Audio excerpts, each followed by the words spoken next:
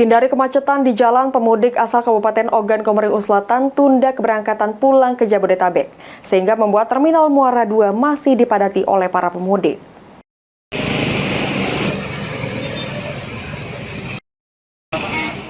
Arus balik Lebaran di Terminal Tipe B Kota Muara 2 pada hari pertama masuk kerja pasca Idul Fitri 1445 Hijriah masih ramai. Sedikitnya kurang lebih 500 orang berangkat menggunakan jasa angkutan umum antar kota antar provinsi dan meninggalkan Kabupaten Ogan Komering Selatan menuju Jabodetabek. Karena para pemudik ini sengaja menunda kepulangan mereka untuk menghindari kemacetan di jalan dan juga di pelabuhan. Kenapa baru hari ini mudik balik? Menghindari macet, Pak. Menghindari macet ya? Iya, Pak. Dari sini dengan siapa berangkat pulang? Berdua sama ibu. Di tujuan kita kemana ini? Serang.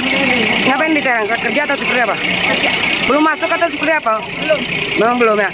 Tanggal berapa baru masuknya?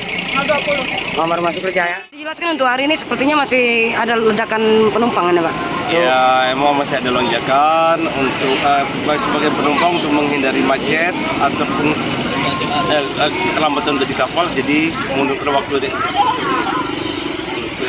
pemberangkatan. Kalau untuk bantuannya untuk Ranau Indah cuma 1, untuk Tispa cuma 2.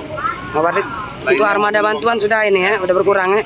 Nah, untuk kisaran penumpang sendiri sekitar ada berapa banyak ini Pak untuk hari terakhir? Untuk hari terakhir ini paling global seluruhan sekitar 500 penumpang. Semuanya ya? Berarti hari ini dari pagi sampai sore masih ada pemberangkatan berarti ya? Iya.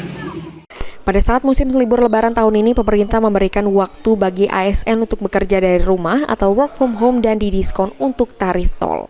Sri Fitriana, PAL TV.